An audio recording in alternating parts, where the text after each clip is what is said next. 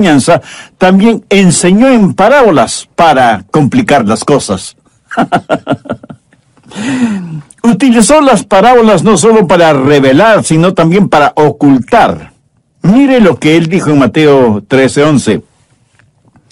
Él respondiendo les dijo: porque a vosotros os es dado saber los misterios del reino, mas a ellos no les es dado. Y hoy vamos a estudiar la parábola que encontramos en el verso 33. Otra parábola les dijo: el reino de los cielos es semejante a la levadura que tomó una mujer y escondió 3 medidas de harina hasta que todo fue leudado. Bien, ¿de qué se trata todo esto? Creo que esta parábola es una de las más malentendidas de las 7 parábolas. Recuerden que la levadura es lo que se pone en la masa para que crezca. Ahora, la interpretación normal o general que se hace de esta parábola difiere totalmente de la enseñanza bíblica. ¿Cuál es la interpretación generalizada? Que la levadura es el evangelio, la mujer es la iglesia, y que la masa representa todo el mundo, que debemos predicar el evangelio en todas partes hasta que todo el mundo conozca del Señor Jesucristo. O sea, hasta que todo el mundo haya sido leudado con el evangelio. Ese es nuestro trabajo, nuestro gozo y nuestra responsabilidad, y un día de estos lo lograremos. Ahora, ¿por qué esta interpretación no es la correcta? Lo que voy a decir a lo mejor le sorprenderá o le molestará. Primero, porque la Biblia no enseña que todo el mundo vaya a ser alcanzado con el Evangelio de Jesucristo. De hecho, la Biblia enseña lo contrario. Enseña que en los últimos días habrá muchísima maldad e incontrolable rebelión. Veamos lo que dice Mateo 24:3. Y estando él sentado en el monte de los olivos, los discípulos se le acercaron aparte, diciendo: dinos, ¿cuándo serán estas cosas? ¿Y qué señal habrá de tu venida y del fin del siglo? Al contestarles, Jesús va a mirar a través del corredor del tiempo. Y desde el verso 4 tenemos su respuesta. Respondiendo Jesús les dijo: mirad que nadie os engañe, porque vendrán muchos en mi nombre diciendo: yo soy el Cristo. Y a muchos engañarán. Y oiréis de guerras y rumores de guerras. Mirad que no os turbéis, porque es necesario.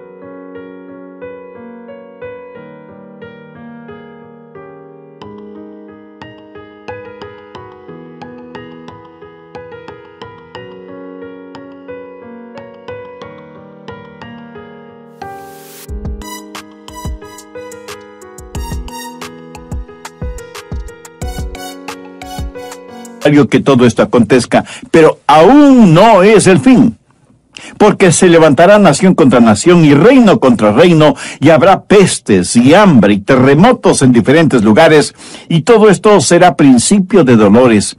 Entonces os entregarán a tribulación y os matarán, y seréis aborrecidos por todas las gentes por causa de mi nombre.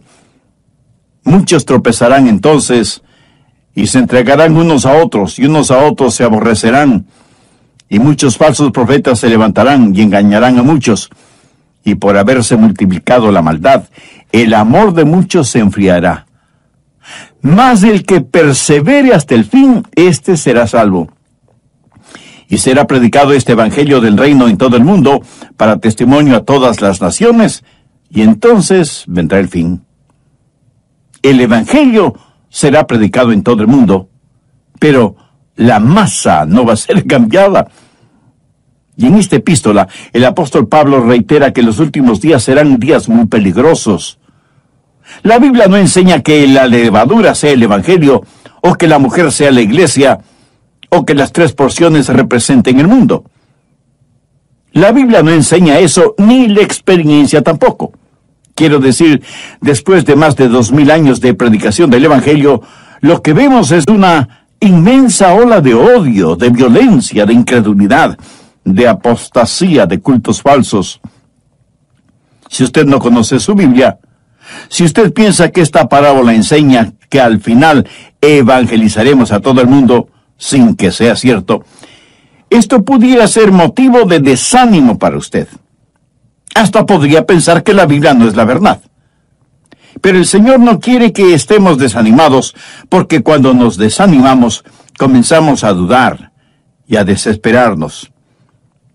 ¿Qué es lo que el Señor nos enseña claramente en la parábola del sembrador? Que no hay nada de malo con la semilla. Que el problema es con el terreno. No toda tierra es tierra fértil. No todos van a creer y aceptar el Evangelio. En la otra parábola, hasta el mismo tiempo de la siega, el trigo y la cizaña crecieron juntos. La cizaña o hierba mala, o sea, el cristianismo falso, crece mucho mejor junto al cristianismo verdadero. Y en la parábola del grano de mostaza, la semilla que se transformó en un árbol gigantesco en cuyas ramas se anidan las aves diabólicas, representa la corrupción del cristianismo. Repito, la Biblia no enseña que el Evangelio, aunque predicado en todo el mundo, será aceptado por todo el mundo. ¿Por qué? Porque hijos e hijas de Dios, seguimos siendo un pequeño rebaño. Somos la minoría, y esto debemos recordarlo siempre. El Evangelio nunca fue dado para salvar a la civilización de la destrucción. El Evangelio fue dado para salvar al hombre de la destrucción de la civilización. Si usted no interpreta adecuadamente esta parábola, se quedará confundido. Hay tres cosas básicas en esta parábola que debemos entender. Primero, el pan que es horneado. En Mateo 13:33, ¿cuál es el significado de las 3 medidas de harina? Jesús no da ninguna explicación al respecto, así como no lo hizo con la parábola del grano de mostaza. Pero nos da cierta información para que utilicemos nuestra mente y encontremos el significado del resto de las parábolas. ¿Cuál es el pan que fue horneado? ¿Qué significa las 3 medidas de harina? Si usted conoce el Antiguo Testamento como esos judíos seguramente lo conocían, sabe que ellos inmediatamente reconocieron esas 3 medidas de harina. Abraham, que fue el padre de los fieles, la estrella más brillante en el cielo hebreo, estuvo un día en un lugar llamado el encinar de Mamre, y allí le visitaron 3 ángeles, quienes le informaron que Dios iba a hacer un pacto con él. Cuando Abraham se dio cuenta que sus huéspedes eran ángeles, algo le dijo a su esposa Sara. Génesis 18:6. Entonces Abraham fue deprisa a la tienda de Sara y le dijo: toma pronto 3 medidas de flor de harina y amasa y haz 3 panes cocidos debajo del rescoldo. En otras palabras le dijo: Sara, tenemos 3 ángeles como huéspedes y deseo que hornees 3 panes para ellos. Aquí no se menciona la frase sin levadura. Sencillamente dice 3 medidas de flor de harina.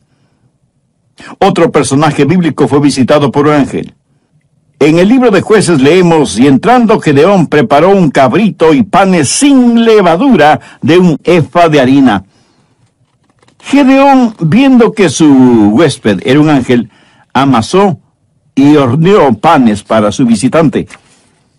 Con Abraham fue 3 medidas de harina. Con Gedeón fue panes sin levadura. En el Antiguo Testamento, y de acuerdo a leyes levíticas, los judíos ofrendaban al Señor y esa ofrenda consistía de 3 medidas. Veamos algunos versículos al respecto. Números 15:9. Ofrecerás una ofrenda de 3/10 de flor de harina amasada con la mitad de un hin de aceite.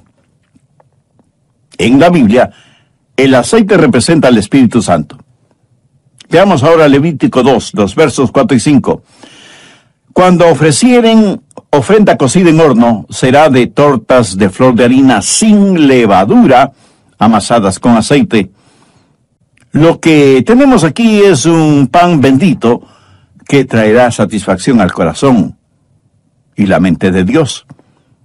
Y cuando Jesús habló a esos judíos acerca de las 3 medidas de harina, ellos inmediatamente pensaron en Abraham y cómo atendió a sus huéspedes celestiales.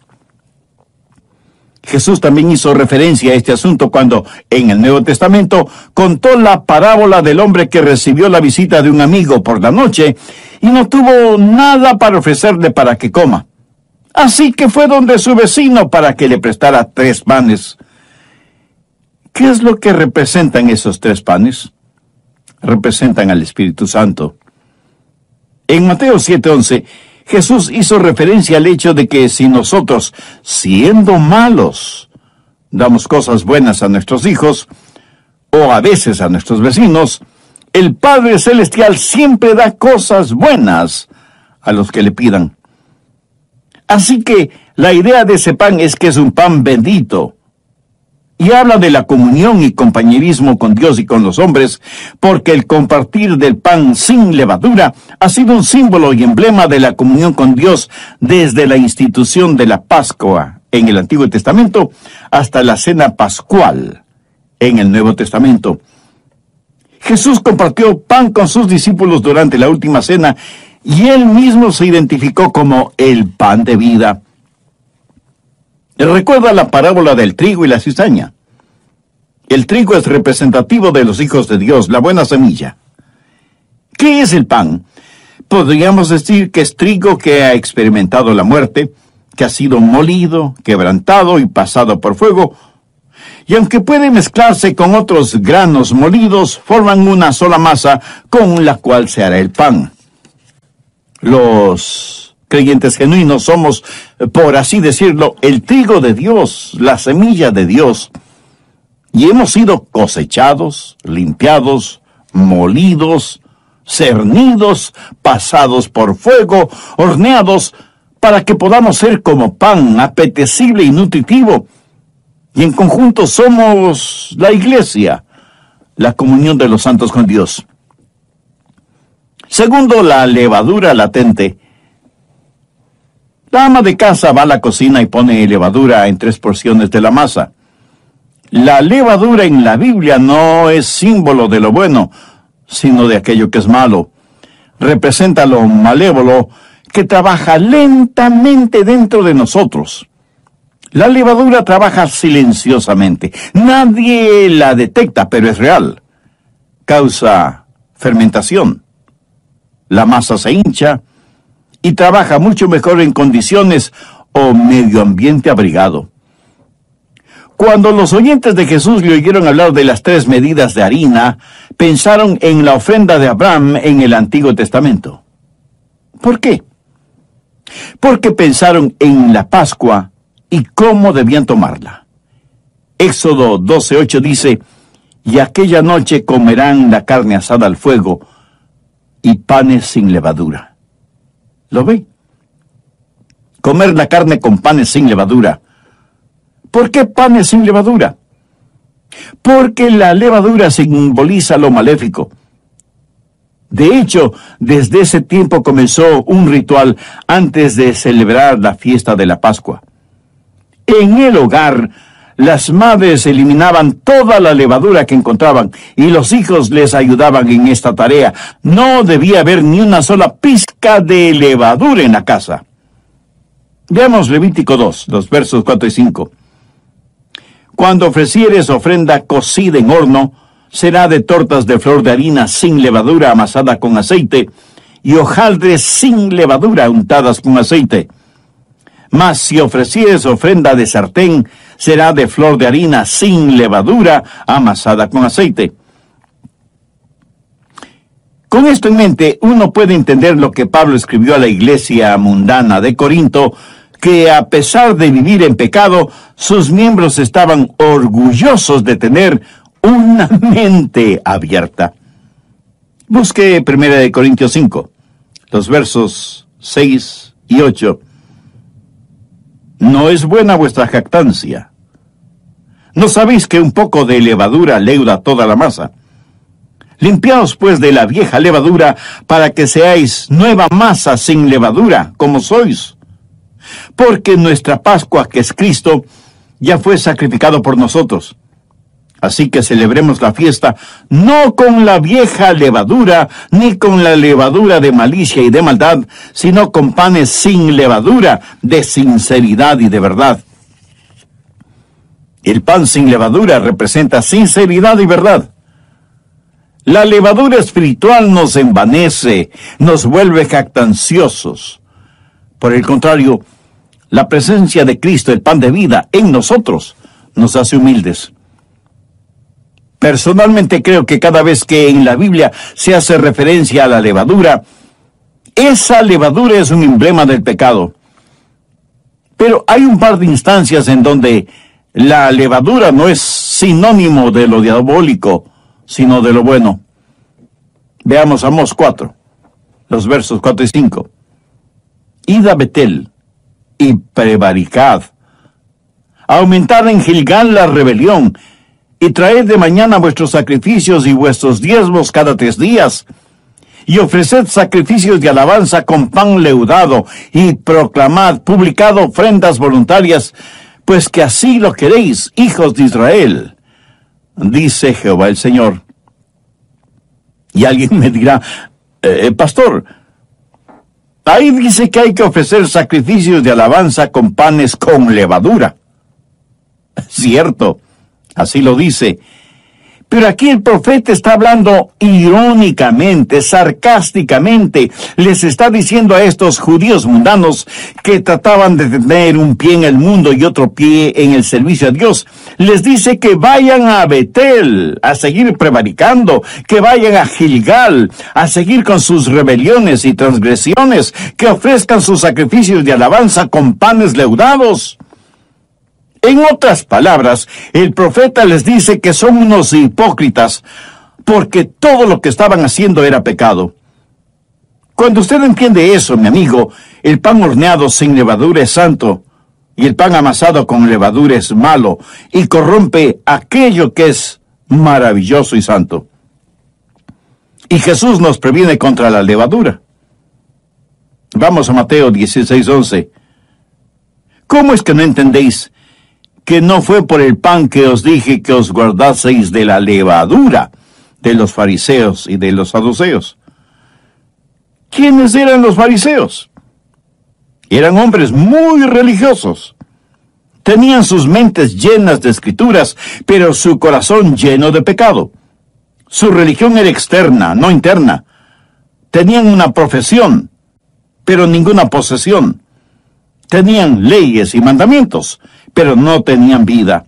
Y en Mateo 23:13, Jesús los describe de la siguiente manera: Mas ay de vosotros, escribas y fariseos, hipócritas, porque cerráis el reino de los cielos delante de los hombres, pues ni entráis vosotros, ni dejáis entrar a los que están entrando.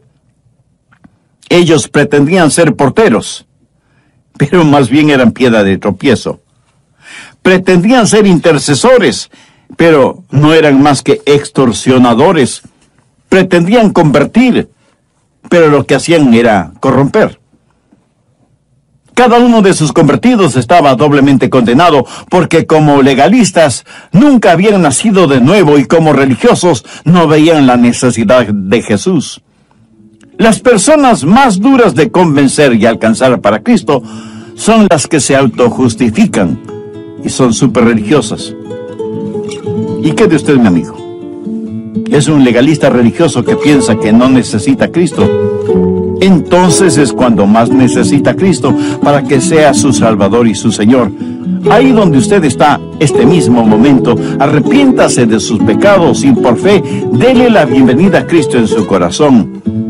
Él murió por usted en la cruz para perdonarle, limpiarle y sanarle espiritualmente. Pídale que le ayude a ser un instrumento útil y de bendición en sus manos y dé gracias a Dios en el nombre de Jesús. Herodes fue un monarca libertino, buscador del placer. Vivió en la opulencia y a él no le importaba ni el legalismo ni el liberalismo de los judíos. ¿Qué le importaba? Él simplemente quería satisfacer todas sus necesidades. Fue un amante del placer antes que de Dios. Ahora, permítame hacer una pregunta. El legalismo, el liberalismo y el libertinaje no son las cosas con las cuales Satanás ha inyectado a la iglesia en estos días. Estas son las cosas contra las cuales Jesús advirtió. Y cuando él enseñó acerca de la mujer que puso levadura en 3 porciones de la masa, también enseñó, para que no haya ninguna confusión ni malentendido, cuál es el significado de la levadura. Y Pablo dice que hay que erradicar esa levadura de la iglesia, porque solo un poquito de levadura llega a contaminar, a corromper, a dañar toda la masa.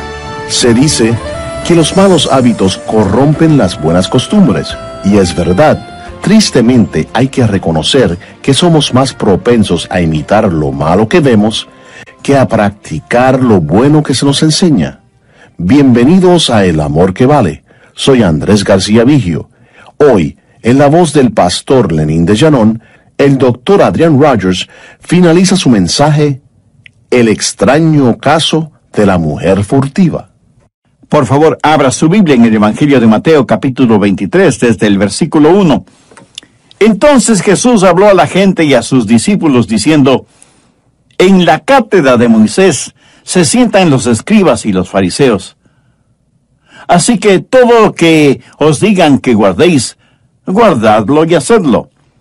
Mas no hagáis conforme a sus obras, porque ellos dicen y no hacen. Porque atan cargas pesadas y difíciles de llevar y las ponen sobre los hombros de los hombres, pero ellos ni con un dedo quieren moverlas. Antes hacen todas sus obras para ser vistos por los hombres, pues ensanchan sus filacterias y extienden los flecos de sus mantos, llaman los primeros asientos en las cenas y las primeras sillas en las sinagogas, y las salutaciones en las plazas, y que los hombres le llamen Rabí, Rabí. Pero vosotros no queráis que os llamen Rabí, porque uno es vuestro Maestro, el Cristo, y todos vosotros sois hermanos. Y no llaméis Padre vuestro a nadie en la tierra, porque uno es vuestro Padre, el que está en los cielos. Ni seáis llamados maestros, porque uno es vuestro Maestro, el Cristo. El que es mayor de vosotros, sea vuestro siervo. Escribas y fariseos pretendían ser guías, pero eran ciegos. Aparentaban ser ofrendadores, pero eran aprovechadores. Mire lo que dicen los versos 23 y 24. ¡Ay de vosotros, escribas y fariseos hipócritas! Porque diezmáis la menta y el eneldo y el comino, y dejáis lo más importante de la ley, la justicia, la misericordia y la fe. Esto era necesario hacer sin dejar de hacer aquello. Guías ciegos, que coláis el mosquito y tragáis el camello. Pretendían ser limpios y puros, pero estaban llenos de inmundicia y suciedad. Por eso Jesús les dijo desde el verso 25, ¡ay de vosotros, escribas y fariseos hipócritas! Porque limpiáis lo de afuera del vaso y del plato, pero por dentro estáis llenos.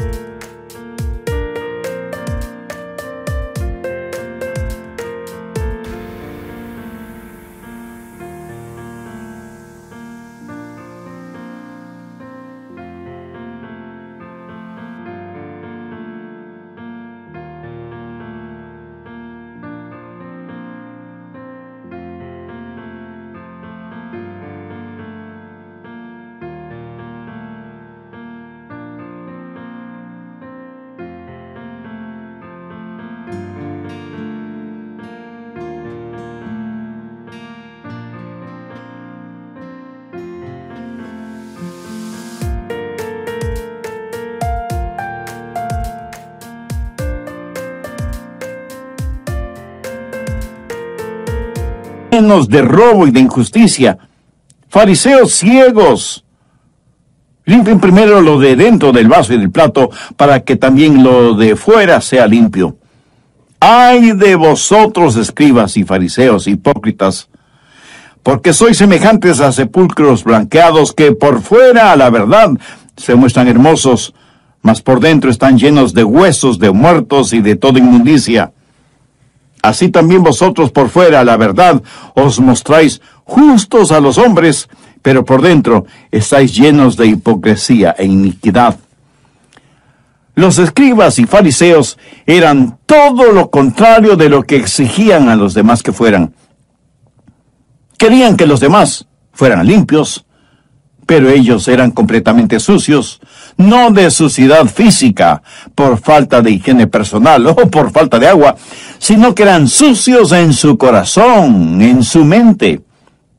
Irónicamente, hasta podían derramar lágrimas con los familiares de una persona a la que ellos mismos habían ordenado matar. Veamos las palabras de Jesús en los versos del 29 al 32. Ay de vosotros, escribas y fariseos, hipócritas, porque edificáis los sepulcros de los profetas y adornáis los monumentos de los justos y decís: si hubiésemos vivido en los días de nuestros padres, no hubiéramos sido cómplices en la sangre de los profetas. Así que dais testimonio contra vosotros mismos de que sois hijos de aquellos que mataron a los profetas. Vosotros también llenad la medida de vuestros padres. Amigo, bien podría pasar mucho tiempo solo citando lo que Jesús dijo sobre los escribas y los fariseos. Expresiones muy duras, por cierto. Hipócritas, impuros, impíos, falsos, injustos, sepulcros blanqueados, generación de víboras. ¿Ha notado que nunca pudieron refutar sus acusaciones? No pudieron hacerlo porque todo lo que les dijo el Señor era cierto. Y la verdad siempre duele.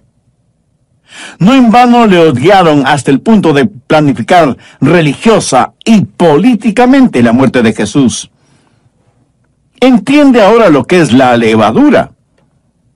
Y Jesús nos previene contra la levadura de los fariseos. ¿Cuál fue esa levadura de los fariseos? El legalismo. ¿Cuál fue la levadura de los escribas? El liberalismo. El legalismo y el liberalismo, usted siempre los encontrará en las religiones falsas. Anote al margen Hechos 23:8.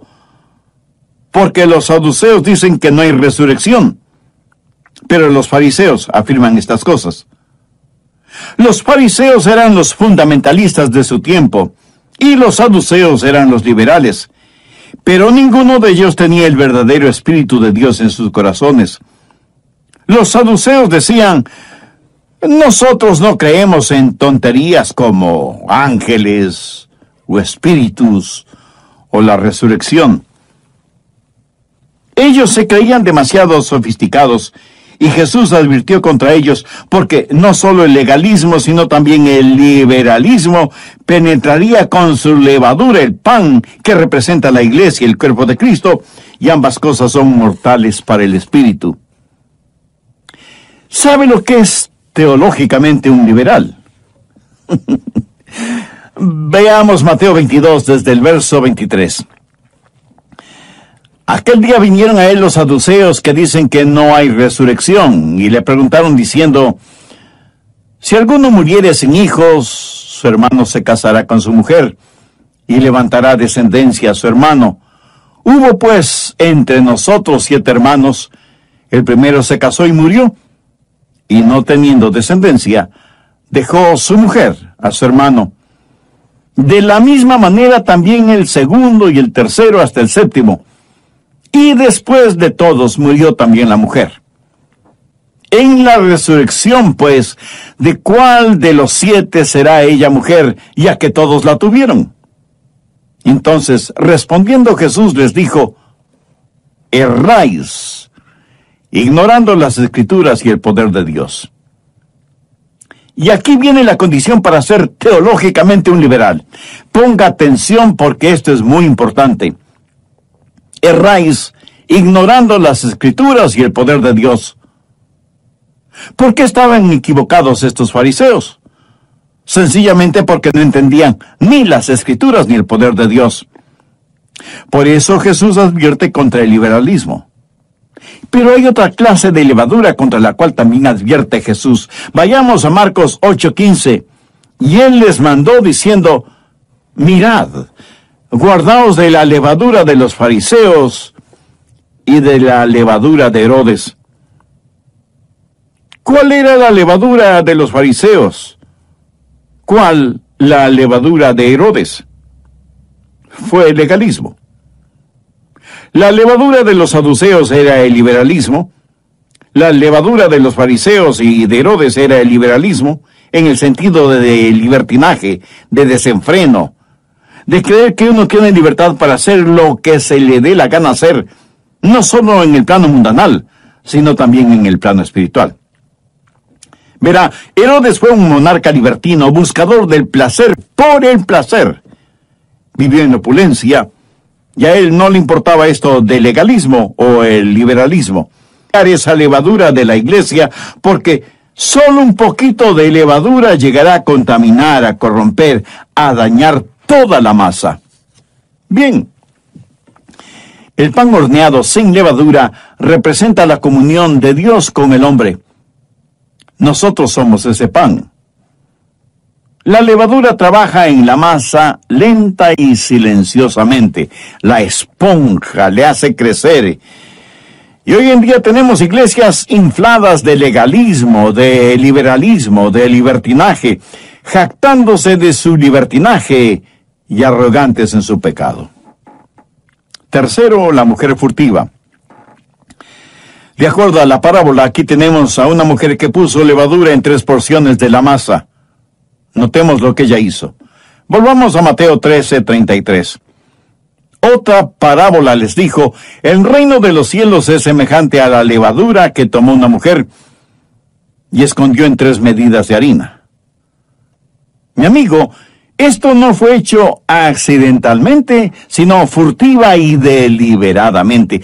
Quiero decir, ella sabía exactamente lo que estaba haciendo y lo hizo voluntariamente. Note que externamente no hay nadie que le presione para que lo haga. Fue un acto deliberado de su parte. Pero Satanás sabía lo que ella estaba haciendo, porque él mismo internamente le estaba empujando a hacerlo. Satanás, por medio de ella, estaba cometiendo un acto de sabotaje contra la obra de Dios. Y este acto no solo fue deliberado, sino también engañoso. Jesús dijo que la mujer escondió la levadura en la masa. O sea que esto ella no lo hizo abiertamente, sino en secreto, sigilosamente, furtivamente. Jesús nada lo hizo en secreto. Y nosotros tampoco debemos hacerlo.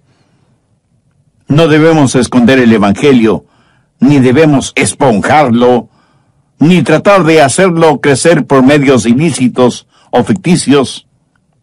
Sí, debemos hacer conocer el Evangelio por todos los medios posibles, pero honestamente, sin la levadura del engaño.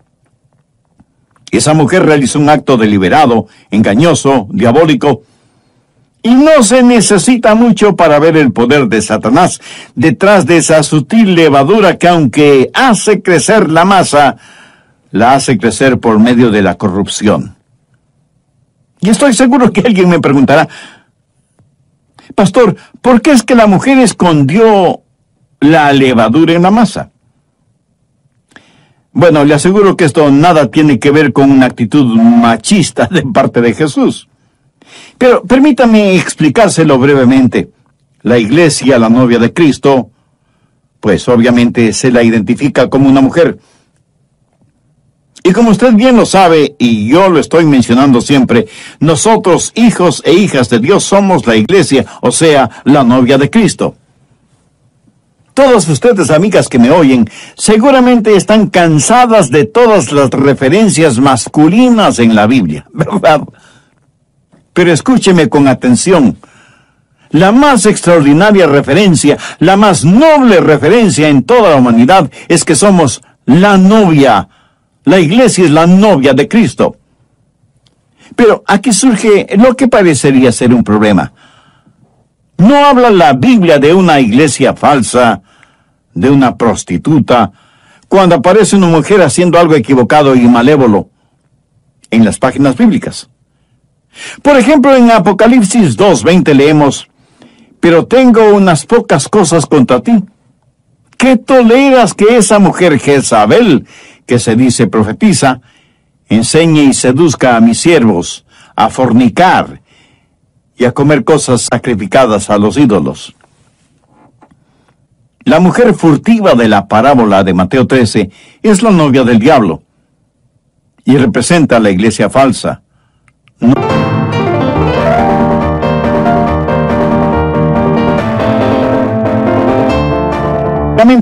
Que visite la cocina de la iglesia y vea quién está en ella. Y no se deje impresionar por sus glándulas gustativas. Vea los ingredientes con los cuales se prepara la comida. Y esté advertido, atento, preparado para que no le den gato por liebre.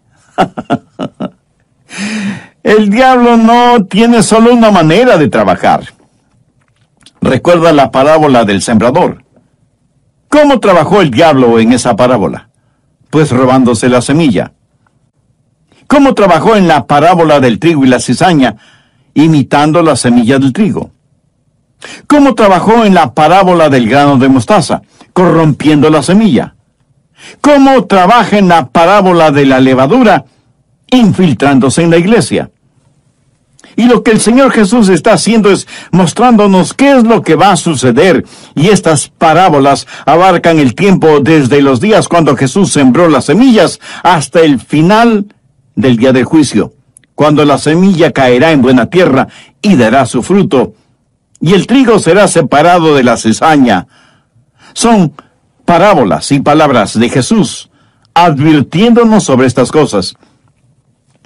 En posteriores programas estudiaremos las otras parábolas, la del tesoro escondido, la de la perla de gran precio, la parábola de la red, la de los tesoros nuevos y viejos, etc.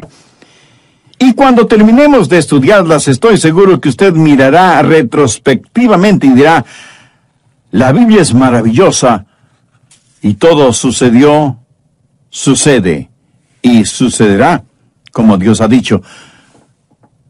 Mi amigo, usted no va a tener falsas expectativas, y al no tener falsas expectativas, usted no será desilusionado, y si no es desilusionado, no tendrá dudas, y si no tiene dudas, no caerá en la desesperación, sino que dirá: ¡Aleluya! Porque el mismo Dios que nos ha enseñado estas cosas es el mismo Dios que nos enseña que hay una iglesia genuina, verdadera, y el mismo Señor Jesucristo, al referirse a ella, dijo: edificaré mi iglesia y las puertas del Hades no prevalecerán contra ella. Es mi profundo anhelo y deseo que este mensaje, el Espíritu Santo de Dios lo selle, no solo en su mente, sino también en su corazón, y que Dios nos ayude a cada uno de nosotros, si en verdad somos sus hijos e hijas, nos ayude a ser miembros puros y consagrados de su iglesia. Que desterremos de nosotros todo indicio de levadura diabólica. Que anhelemos ser buena tierra para que la semilla sembrada por el divino sembrador dé el fruto que debe dar.